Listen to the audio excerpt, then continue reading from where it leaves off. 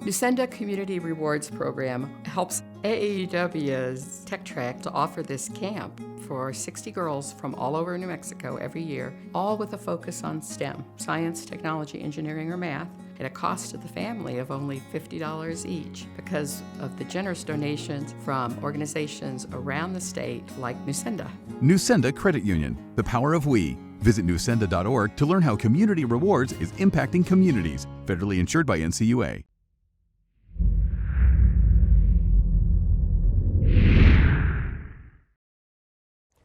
Welcome in, Aggie fans, to episode 2 of our brand new video series, the Student Athlete Spotlight, sponsored by Nusenda Credit Union. Adam Young with football star linebacker Devin Richardson. Devin, thanks for doing this today. Oh, it's my pleasure. Coming off an outstanding freshman year, now the postponement of football to the spring. How have you handled all that?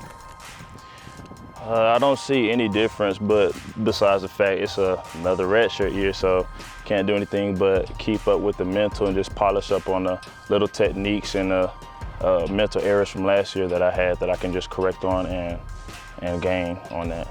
Are you trying to keep a positive mindset daily right now? Have to. You have to. The moment you tell yourself you're going to have a bad day, or the moment you tell yourself, okay, I'm kind of over this day, that's when things are going to tend to go wrong. So I just try to keep a positive mindset, say every day is going to be good, no bad days at all.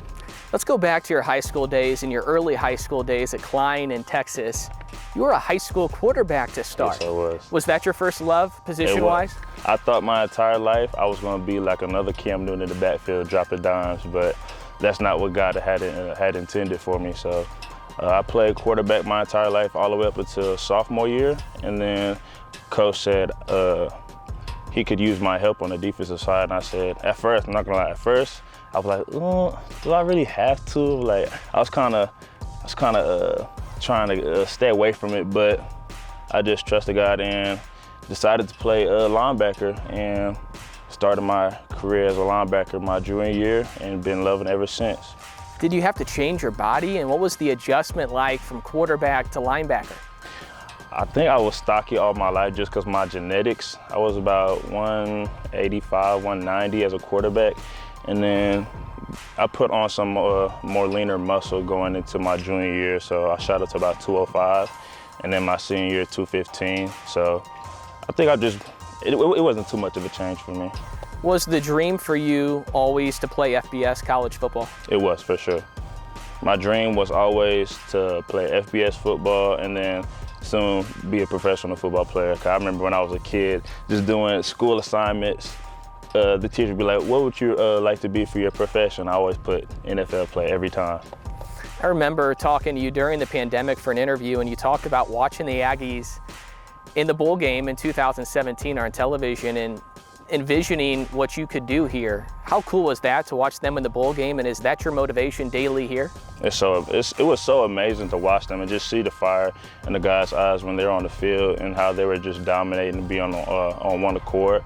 And that's something I keep in the back of my mind here so that I can just bring another bowl championship here, maybe even 2 if that's the case. But just what those guys set in stone, just try to build on top of that and help change the culture around here to bring us another bowl.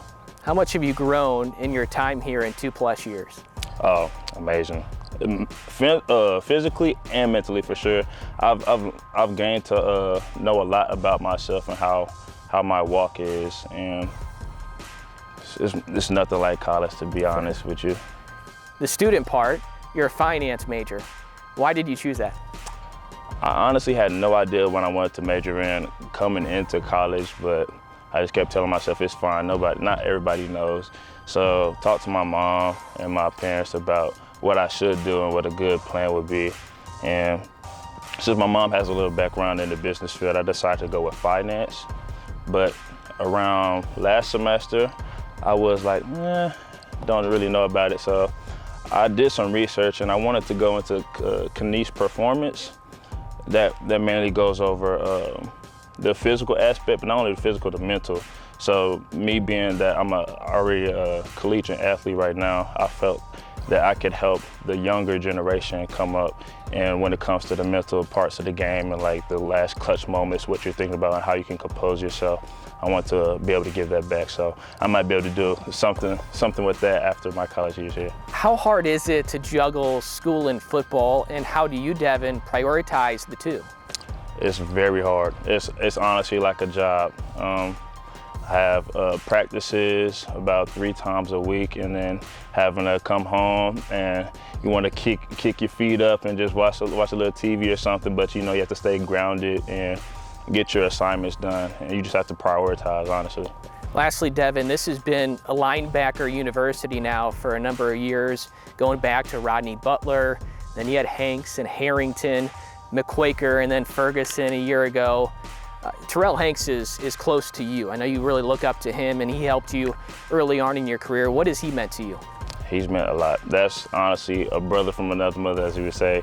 I watched him when I came in. He just basically taught me the ropes of how you should be as a linebacker, and how the mental aspect and the physical aspect that you need to attack the game and to be you have to go above and beyond each and every day, no matter how you feel, no matter what you think. You have to lock in when you're in between those lines.